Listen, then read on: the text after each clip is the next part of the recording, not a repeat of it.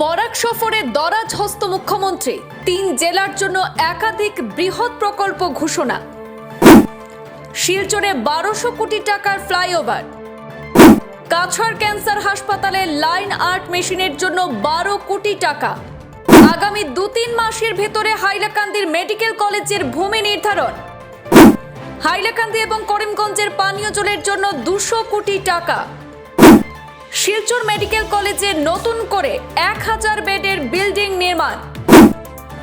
শিলচর শহরের সড়ক সংস্কারের জন্য 14 কোটি টাকা।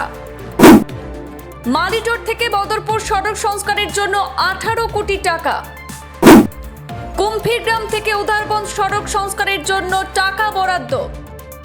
শিলচর শিববাড়ি সিঙ্কিং জোনের সমস্যা সমাধানের জন্য 70 কোটি টাকা। হাইলাকান্দিতে সড়ক সংস্কারের জন্য 9 কোটি টাকা। বরাক সফরের অন্তিম দিনে আজ মুখ্যমন্ত্রী ডক্টর হিমন্ত বিশ্ব শর্মা উপত্যকার 3 জেলার জন্য একাধিক বৃহৎ প্রকল্প ঘোষণা করেছেন। সাংবাদিক সম্মেলন করে তিনি বিভিন্ন প্রকল্পের ঘোষণা করেন। এদিন মুখ্যমন্ত্রী রামনগর থেকে রংপুর পর্যন্ত 8 কিলোমিটার পথ সংস্কারের জন্য 6 কোটি 25 লক্ষ টাকা, রাঙেরখাড়ি থেকে সোনাবাড়িঘাট পর্যন্ত রাস্তা সংস্কারের জন্য 37 কোটি টাকা মঞ্জুর করার কথা জানিয়েছেন। শিলচর শহরের রাস্তাঘাটের সংস্কারের জন্য 14 কোটি টাকা, করিমগঞ্জ শহরের জন্য 16 কোটি এবং হাইলাকান্দি শহরের জন্য 9 কোটি টাকা মঞ্জুর হয়েছে বলে জানিয়েছেন মুখ্যমন্ত্রী। মুখ্যমন্ত্রী বলেন, বর্ষার জন্য এখনই কাজ শুরু করা যাবে না, বর্ষা শেষ হওয়া মাত্রই কাজ শুরু হবে। চেষ্টা করা হবে যাতে পুজোর আগেই কাজ শেষ করা যায়। মুখ্যমন্ত্রী আরও বলেন, শিলচর মেডিকেল কলেজ আপাতত 500 শয্যায় উন্নীত করা হবে। পরে পুরনো ভবন ভেঙে 1000 শয্যার নতুন হাসপাতাল নির্মাণ করা হবে বলেও জানিয়েছেন মুখ্যমন্ত্রী। আমরা সরাসরি শুনে নেব মুখ্যমন্ত্রীর সেই মন্তব্য। কাছাড় জিলা, হাইলাকান্দি জিলা আৰু কৰিমগঞ্জ জিলা তিনিওটা জিলাতে development works as well as আমাৰ পাৰ্টিৰ কাৰ্যকৰ্তাসকলক মই লগ পালোঁ আৰু তেওঁলোকৰ লগত কথা বতৰা পাতিলোঁ আৰু বাকী যিমান পাব্লিক ডেলিগেশ্যন আছিলে সকলোকে মই যোৱা 3 দিনত লগ পালোঁ। more than 50 public delegations, individual মানুহ আৰু বাকী বিভিন্ন অনুষ্ঠানসমূহত যাক যেনেকে লগ পাইছোঁ সকলোৰে যিমান কথা বতৰা আছিলে সেই গোটেই কথা বতৰাখিনি মই শুনি পেলাই তেওঁলোকৰ সমস্যাখিনি বুজি ল'লোঁ। প্ৰথম দিনা মই কাছাৰ কেঞ্চাৰ হস্পিটেলত গৈছিলোঁ। কাছাৰ কেঞ্চাৰ হস্পিটেলত অসম চৰকাৰে সদায় হেল্প কৰি আহিছে। ডক্টৰ ৰবি কাননে মোক আৰু এটা লাইনাক মেচিনছ কাছাৰ কেঞ্চাৰ হস্পিটেলত দিব লাগে বুলি ৰিকুৱেষ্ট কৰিছিলে। একৰ্ডিংলি অসম চৰকাৰৰ পৰা আমি কাছাৰ কেঞ্চাৰ হস্পিটেলত 12 crore rupees আমি দিম যাতে ছেকেণ্ড লাইনেক মেচিনটো তেওঁলোকে কিনিব পাৰে। তাৰপিছত শিলচৰৰ পৰা মই হাইলাকান্দিলৈকে গ'লোঁ। হাইলাকান্দিত মই ইলেকশ্যনৰ সময়ত কৈছিলোঁ যে যদি আমি কৰিমগঞ্জ লোকসভাত ইলেকশ্যন জিকোঁ then will construct another medical college in Hailakandi. ডিচিক মই তাতে দায়িত্ব দি আহিছোঁ to find out a suitable location. After 2 or 3 months a team will visit Hailakandi and if location is suitable then next year we'll begin construction of Hailakandi Medical College. But এটা হাইলাকান্দিত সমস্যা থাকে, project declare কৰিলেও তেওঁলোকে মাটি দিব নোৱাৰে আৰু সেইকাৰণে মই কথা দিও কথা ৰাখিব নোৱাৰো। First condition is suitable land.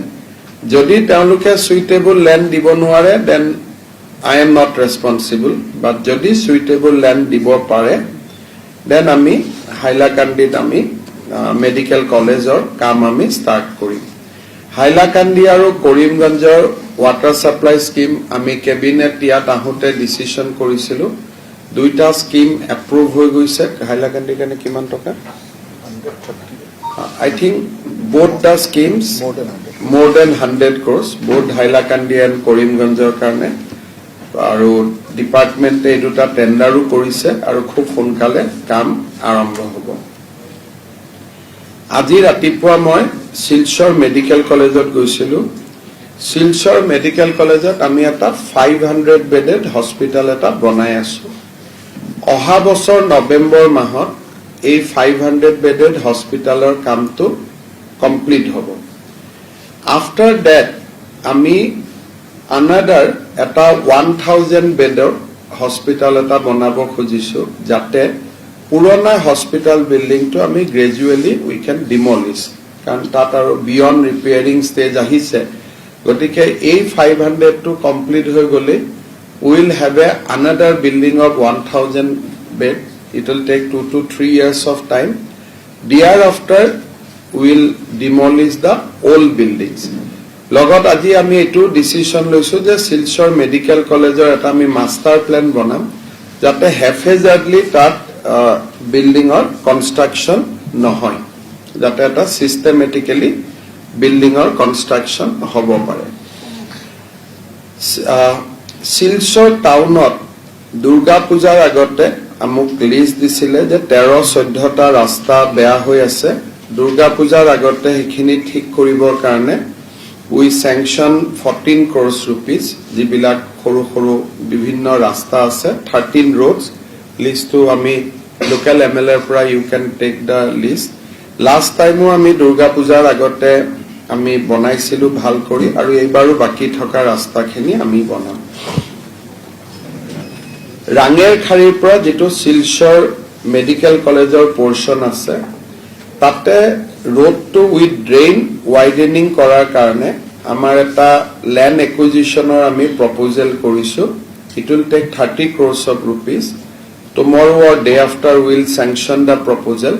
তাতে land acquisition হোৱাৰ লগে লগে ৰাস্তাটো ডাঙৰ হৈ যাব, আৰু যেতিয়ালৈকে ৰাস্তাটো ডাঙৰ নহয়, ৰাঙেৰখাৰী পইণ্টৰ পৰা শিলচৰ মেডিকেল কলেজৰ যিখিনি মাজৰ ৰাস্তা, সেইখিনি সাৰফেসটো ইমপ্ৰুভ কৰাবৰ কাৰণে we have sanctioned 5.5 crores of rupees.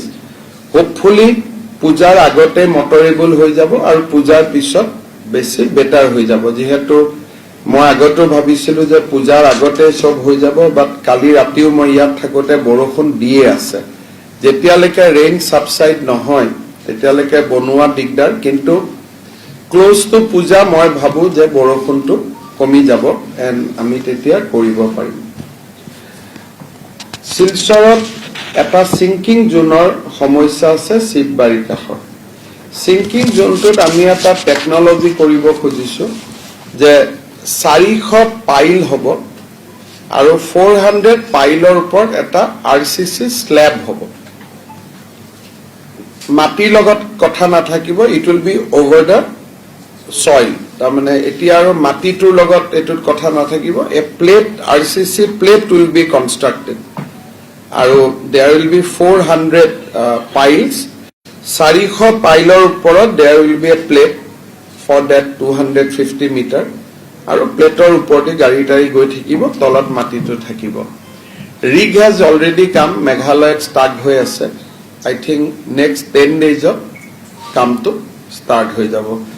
And we have sanctioned 70 crores rupees for that sinking zone repairing. তাৰপিছত আমাৰ 17 কিলোমিটাৰ ৰাস্তা আছে কুম্ভীৰগাম এয়াৰপোৰ্ট ৰোডৰ পৰা উদাৰবন LSC লৈকে। তাতো ৰাস্তাটো অলপ ঠিক ঠাক কৰিব লাগে, তাৰ কাৰণেও আমি ফাণ্ড চেংচন কৰিছো। ইয়াৰ পিছত যিকেইটা আমাৰ কোকৰাঝাৰ মিউনিচিপালিটি এৰিয়াটো আমি বিভিন্ন ৰাস্তা ঠিক কৰিবৰ কাৰণে কৰিমগঞ্জতো আমি 16 কোটি টকা দিছো, আৰু হাইলাকান্দিটো আমি ৰাস্তা ঠিক কৰিবৰ কাৰণে 9 কোটি টকা দিছো। সো পূজাৰ আগত I think will see improvement provided rain is stop. ইয়াৰ পিছত শিলচৰত যেটো সবচে ডাঙৰ সমস্যা আছে কেপিটেল পইণ্টটো ৰাঙেৰখাৰী। এই কেপিটেল পইণ্টটো ৰাঙেৰখাৰী, ইয়াত 2.3 কিলোমিটাৰ ৰাস্তা NHI DCL এটো ঠিক কৰি দিব, and 3.5 63 crores has been sanctioned. Contractor is allotted. আৰু তেওঁলোকে মোক এসুৰেন্স দিছে যে পূজাৰ আগতে they will complete the repairing. তাৰ পিছত ৰামনগৰ to ৰংপুৰ এই এৰিয়াটোৰ কাৰণেও contractor has already been allocated 8.4 kilometer of road. তাৰো surfacing DBM BC কৰিবৰ কাৰণে 6.25 crore rupees has been sanctioned. Contractor has been allotted. And hopefully পূজাৰ আগতে এই পৰ্চনৰ কামটো হৈ যাব. ফাইনালি মালিদল টু বদৰপুৰ এই 28 কিলোমিটাৰ ৰাস্তা ইম্প্ৰুভমেন্টৰ কাৰণে এটা 18 কোটি টকাৰ এস্টিমেট এটা বনোৱা হৈছে. ইয়াৰ tender will be open on 2nd September. So তাৰ পিছত এই কামটো হ'ব আৰু যিমান সোনকালে কৰিব পাৰি আমি কৰি দিবৰ বাবে চেষ্টা কৰিম. আনাদাৰ এটা স্যাংশন হৈছে ৰাংগীৰ খাৰী টু সোনাইবাৰী ঘাট. এই এৰিয়াটো হ'ল 6.5 kilometre. Against this 37 crores has been allotted by NHIDCL আৰু এই কামটো next 2 to 3 days of contractor will be allotted. Hopefully this portion will also see improvement before Puja, but after Puja come to choli thakibo, but Pujar agote ami jiman parim eikhini rasta motorable kori bhal kori diar babe ami chesta korim.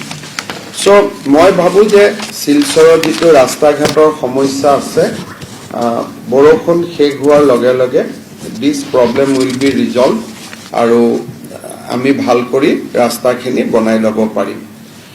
বৰষুণ দি থাকিলে ৰাস্তা বনাই লাভ নাই. গতিকে বৰষুণটো অলপ শেষ হৈ যাওক, গোটেইখিনি হৈ যাব. আমি আজি মই শিলচৰৰ MLA আৰু আমাৰ সংসদ সদস্য সকলোকে মই মাতিছিলো. আজি আমি যেটো শিলচৰত ফ্লাইওভাৰ এটা বনাবৰ কাৰণে আমি এটা প্ল্যান কৰি আছো. 7 কিলোমিটাৰ এলিভেটেড ৰোড. এটো আমি গোটেই টাউনটো আমি এটা complete elevated roador majot anibo khujisu. It will cost us around 1200 crores. Not a easy project. Aji projector first demonstration to moi disu right se bonaise DPR to 2 bigha mati land acquisition o thakibo, but we can construct it in 2 phase 3.5 3.5. First point to korpa koleke rangir khari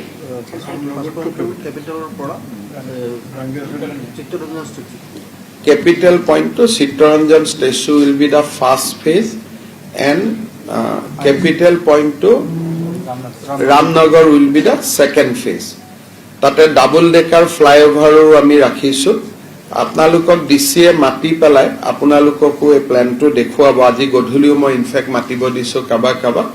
I'll ask him that if possible you can also be present to have a idea how we want to do. এই যদি ডাঙৰ প্ৰজেক্টটো কৰিব পাৰো then this small irritation will be over. আৰু মই যিমানদূৰ আমি পাৰিছো without massive destruction অলপমান কৰি আমি প্ৰজেক্টটো বনাইছো. যত বহুত বেছি congested আমি তাৰ ডাবল ডেকাৰৰো ব্যৱস্থা কৰিছো. গতিকে if everybody agreed তেতিয়াহলে আমি we can take up that project and we can complete in 2.5 years.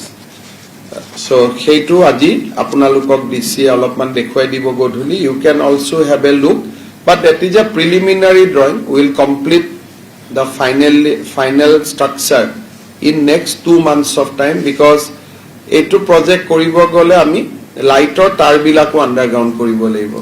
Utility has to go underground.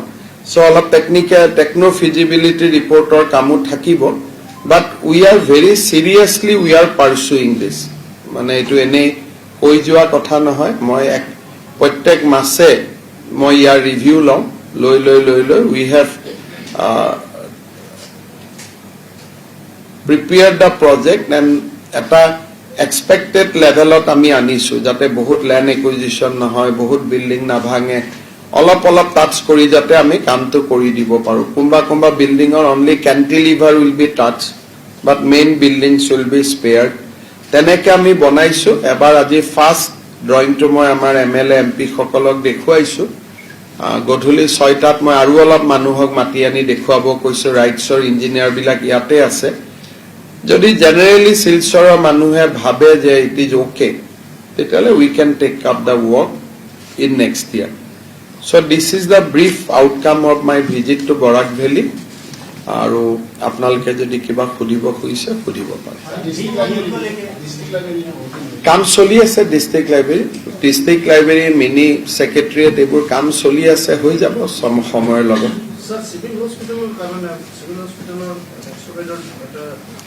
Civil হস্পিটালটো আৰু মেডিকেল কলেজত সুপাৰ স্পেশালিটি বিল্ডিং এই দুইটা প্ৰজেক্ট আমাৰ এজেন্ডাত আছে এই দুইটাও হৈ যাব